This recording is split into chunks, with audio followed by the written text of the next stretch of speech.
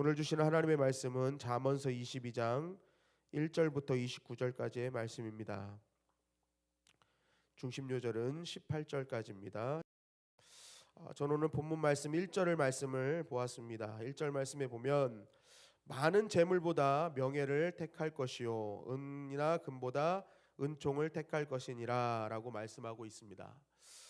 이 말씀을 쉽게 해석하면 이 쉬운 성경에 잘 나와 있는데, 명예가 많은 재물보다 귀하고, 여기서 은이나 금보다 은총이라고 했는데 이게 영어에 보면은 이스티미드 해가지고 존경받는, 그리고 높이 평가되는 이런 뜻이거든요. 그러니까 결국 좋은 평판이 금은부어보다 훨씬 낫다라는 말씀입니다. 그러니까 명예가 재물보다 훨씬 좋고 훨씬 귀하고, 좋은 평판이 금은부화보다 훨씬 낫다라고 말씀하고 있는 것이죠. 즉 오늘 본문 말씀은 무엇이 더 중요한가라는 이러한 것을 말씀하면서 믿는 자가 바른 선택을 할 것임을 우리에게 요청하고 있는 것입니다. 말씀을 통해서 너희는 바른 선택을 해라, 그것을 요청하는 거거든요. 그러면 지금까지 잠언이 지혜로운 자와 어리석은 자에 대해서 쭉 얘기하는 것을 보았을 때 이것은 이렇게 해석이 가능한 것이죠. 지혜로운 자는 재물보다는 명예를 선택하고 은과 금보다는 좋은 평판을 택한다는 것입니다. 결국 이것이 더 나아가서 어떡합니까? 하나님을 경외하는 자는 재물이 아닌 좋은 이름, 명예로운 이름, 그리고 평판, 좋은 평판을 선택한다는 것이죠. 그러니까 재물이 아니라 진정한 좋은 평판을 선택하는 것이 하나님을 경외하는 사람이라는 것입니다. 결국 이 말씀을 통해서 우리는 몇 가지 진리를 유추할 수 있습니다. 첫째는 좋은 신앙이란 하나님과의 관계도 중요하지만 사람과의 관계도 중요하다는 것입니다. 나는 하나님의 평가가 중요해 하면서 사람의 평가를 무시하는 사람들이 있는데 그러지 말라는 것이죠. 하나님의 평가도 중요하지만 좋은 신앙은 사람의 평가도 좋게 받아야 그것이 좋은 신앙이라는 것입니다. 그리고 둘째, 좋은 신앙은 평판이 좋은 장소, 좋은 말을 듣는 장소를 선택하지 평판이 좋지 않는 장소, 좋은 말을 듣지 못하는 장소를 절대로 선택하지 않는다는 것이죠. 그리고 세 번째, 좋은 신앙은 결국 좋은 이름으로 불리기를 힘쓰고 또 좋은 평판 듣기를 힘쓰는 사람이 진짜 좋은 신앙이라는 것입니다. 그러니까 신앙은 우리가 예수 그리스도를 믿는 순간 완성된 게 아니라 그때부터 완성되어져 가는 것입니다. 그래서 바울은 늘 신앙에 대해서 예화를 들 때 달리기 예화를 많이 듭니다. 그게 뭐냐면 경주하는 거거든요. 뜀박질하는 거거든요. 근데 이 뜀박질 예화는 1등을 하라는 게 아니라 완주하는 목표까지 가라는 게 그 예화의 핵심입니다. 그러니까 너희는 완주해야 된다, 도착해야 된다, 그러니까 너희는 지금 달리는 중이다, 그러니까 힘들더라도 끝까지 완주해라라는 것이 이 바울의 요청이거든요. 그러니까 마찬가지로 우리도 이 땅을 살아가는 것은 예수 그리스도를 믿는 순간부터 구원이 완성된 게 아니라 완성되어져 가는 것이기 때문에 그 과정 속에서 우리는 하나님의 사람으로 좋은 평판을 들을 수 있어야 되는 거예요. 아, 저 사람은 진짜 하나님의 사람이구나, 하나님을 믿는 사람이구나라는 좋은 소리를 들을 수 있어야 된다는 것입니다. 여러분, 믿는 자는 평판이 좋아야 될 줄 믿습니다. 좋은 이름을 불릴 때 그 사람이 좋은 믿음이라는 것입니다. 그리고 여러분, 주님의 영광교회 역시 평판이 좋은 교회가 되기를 간절히 바랍니다. 그런데 주님의 영광교회가 평판이 좋은 교회, 정말로 좋은 이름으로 불리는 교회가 되기 위해서는 어떻게 해야 되는 거예요? 모인 자들이 그러한 이름을 들어야 되는 거예요. 그러한 평판을 들어야 주님의 영광교회가 좋은 교회, 평판이 있는 교회가 되는 것입니다. 여러분, 우리 주님의 영광교회가 평판이 좋은 교회가 될 때 하나님을 경외하는 교회로서 영광 돌리는 역사가 일어나게 될 줄 믿습니다. 그렇다면 어떻게 좋은 평판을 들을 수가 있겠습니까? 어떻게 해야 좋은 이름으로 불릴 수가 있느냐 말이에요. 오늘 본문에 그것을 우리에게 증거하고 있습니다. 2절 말씀에 보면 가난한 자와 부한 자가 함께 살거니와 라고 되어 있습니다. 즉 이 말씀은 무슨 말씀입니까? 너희가 평판을 위해 힘써야 되는데, 좋은 그 명예를 선택해야 되는데, 그러기 위해서는 가난한 자와 부한 자가 같이 살아야 된다는 거예요. 그것은 무엇입니까? 차별 없는 곳이 되어야 된다는 거예요. 차별 없는 삶과 차별 없는 신앙이 너희 가운데 있어야 되고 교회 가운데 있어야 된다는 것입니다. 그럼 왜 차별이 없어야 됩니까? 2절 하반절입니다. 그 모두를 지으신 이는 여호와시니라. 차별이 없어야 되는 이유는 모든 것을 하나님이 지으셨기 때문에 그래요. 가난한 자나 부한 자나 약한 자나 강한 자나 또 병든 자나 병 없는 자나 뭐예요? 다 하나님이 지으셨어요. 그러니까 하나님이 지으신 모든 것은 다 피조물입니다. 그러니까 차별이 있을 수가 없는 것이죠. 그런데 만약 너희가 하나님이 모든 것을 지으시고 너희들은 전부 다 피조물인데 차별한다? 그러면 너희는 창조의 하나님의 목적, 창조의 목적을 거부하는 것입니다. 무시하는 것입니다. 그럼 뭐예요? 하나님을 경외하지 않는 것입니다. 결국 차별은 하나님을 무시하는 거요, 경외하지 않는 거기 때문에 그것은 좋은 평판을 들을 수가 없는 것입니다. 그러나 하나님의 백성들이 차별 없는 삶, 차별 없는 신앙, 또 교회가 차별 없는 그러한 교회가 될 때 결국 그곳에 놀라운 하나님의 영광의 역사가 일어나는 것입니다. 4절 보십시오. 겸손과 여호와를 경외함의 보상은 재물과 영광과 생명이니라. 우리가 차별 없는 그러한 것을 위해서 정말 우리가 좋은 명예를 선택하기 위해서 좋은 평판을 선택하기 위해서 사실은 치러야 될 대가가 많이 있지 않습니까? 내가 재물을 선택하지 않으면은 그만큼 얻지 못하는 거거든요. 그래서 어떻게 보면 포기하는 것 같아요. 지는 것 같아요. 그런데 결국 그것을 선택하지 않았을 때 그 이후에 어떻게 하는 거예요? 경외하는 너희의 모습을 보고 하나님께서 부어주시겠다고 약속하시는 거예요. 그래서 결국 그리스도인은 지는 것 같으나 이기는 자가 될 줄 믿습니다. 그러니까 하나님은 다 모든 것을 예비해 놓고 계시는 거예요. 그렇기 때문에 너희는 내 말씀을 따르라는 것이죠. 약속이 있기 때문에. 그러니까 진정한 믿음은 차별 없는 그러한 믿음, 또 차별 없는 삶에서 시작되는 것인 줄 믿습니다. 그때 하나님께서 우리를 더욱더 은혜롭게 만들어 주시는 거예요. 여러분, 우리는 초대교회를 지향하지 않습니까? 어느 교회나 초대교회가 되기를 힘쓰며 초대교회로 돌아가기를 외치고 있습니다. 그런데 여러분, 바로 그 초대교회, 부흥의 기초가 된 초대교회, 정말 하나님의 복음이 이 땅 끝까지 전해지는 기초가 된 그 초대교회의 그 부흥이 어떻게 시작된 줄 아십니까?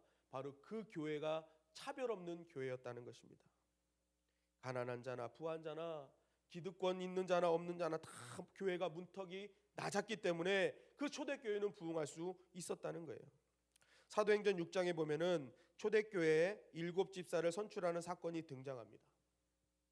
그런데 이 초대교회 7집사를 왜 선출하게 되었습니까? 그 이유가 무엇입니까? 사도행전 6장 1절 2절에 이렇게 나옵니다.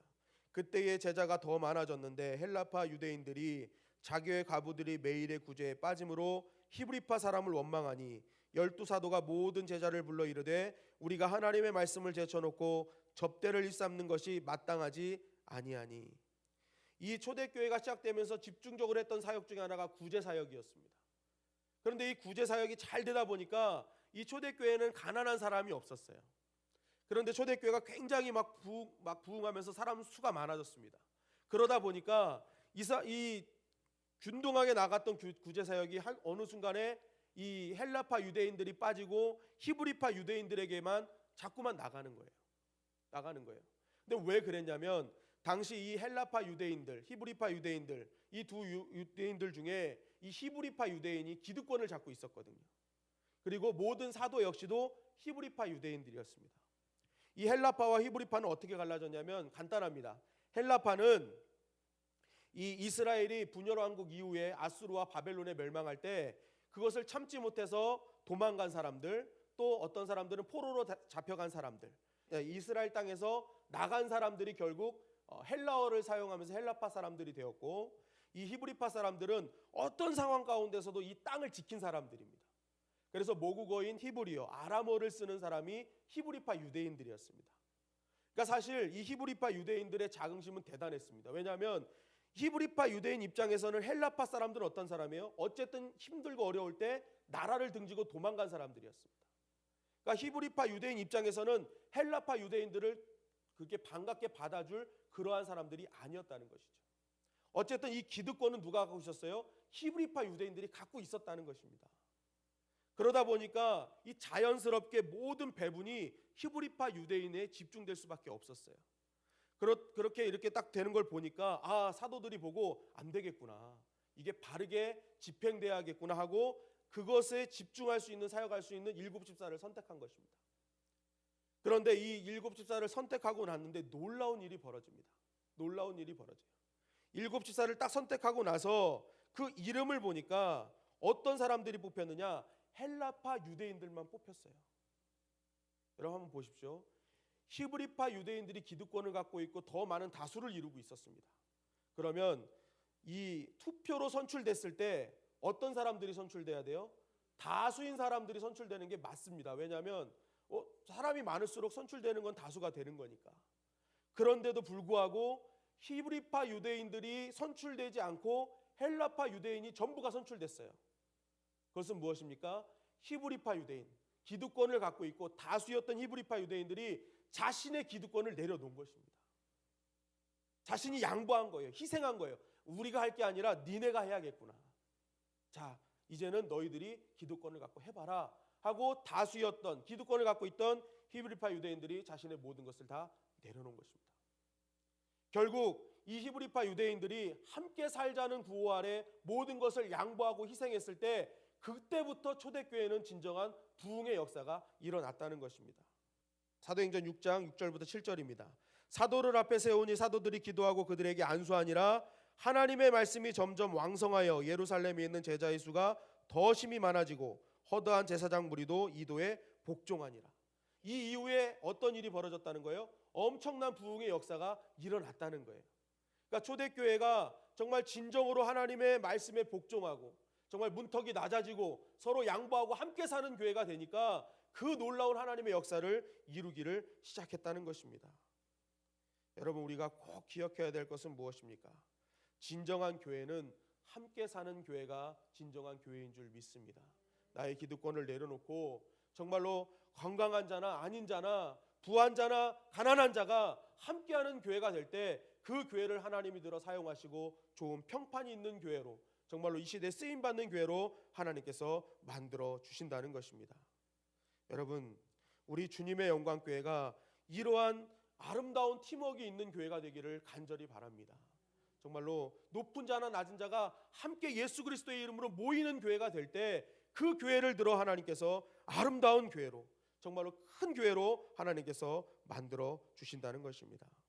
여러분, 아무리 좋은 프로그램과 사역이 준비되었다 할지라도 이러한 초대교회와 같은 마음으로, 초대교회 같은 모습으로 우리가 사역을 하지 않는다면 그 사역에는 부흥이 있을 수가 없는 것입니다. 즉, 자신보다 하나님을 먼저 생각하고 하나님의 일을 이루는데 나보다 더 적합한 사람은 없는지, 때로는 내가 히브리파 유대인이 되어서 양보하고 희생할 것은 없는지 바라볼 수 있는 눈이 우리 가운데 있어야 된다는 것입니다. 에베소서 2장 21절 22절 그의 안에서 건물마다 서로 연결하여 주 안에서 성전이 되어가고 너희도 성령 안에서 하나님의 거하실 초소가 되기 위하여 예수 안에서 함께 지어져 가느니라. 함께 지어져 가는 거예요. 그럴 때 교회는 더욱더 아름답게 성장하게 되는 것입니다. 여러분, 참된 교회의 부흥의 의미는 무엇입니까? 교회를 새롭게 짓고 성도의 수를 늘리는 것이 참된 교회의 부흥은 아닐 것입니다. 바로 교회를 이루고 있는 한 사람 한 사람이 쇠퇴했던 영혼이 회복되고 쇠퇴했던 믿음이 회복되고 쇠퇴했던 마음이 다시 한번 회복되는 일이 있을 때 그곳에 진정한 부흥의 역사가 있는 것입니다. 여러분, 이것을 다른 말로 하면 무엇입니까? 교회가 교회다움을 회복하고 성도가 성도다움을 회복할 때, 바로 정상적인 그리스도인의 삶을 살아가기 시작할 때 바로 거기에 진정한 부흥의 시작이 있는 것입니다. 그런데 오늘 말씀엔 그것이 정상적인 그리스도의 삶이 뭐라는 거예요? 차별 없이 사랑하는 삶이라는 거예요. 희생하고 나보다 남을 더 낮게 여기고, 그러한 함께 사는 교회가 될 때, 함께 사는 성도들이 늘어날 때 거기가 진정한 교회가 되고 아름다운 성전이 되어지는 것입니다. 여러분, 오늘 우리 주님의 영광교회 성도님들이 그 차별 없는 신앙과 삶을 살아가시기를 간절히 바랍니다. 여러분, 거기에 하나님이 부어주시는 재물이 있습니다. 거기에 하나님이 임재하는 영광이 있는 것입니다. 거기에 하나님이 주시는 참 생명의 역사가 있는 것입니다.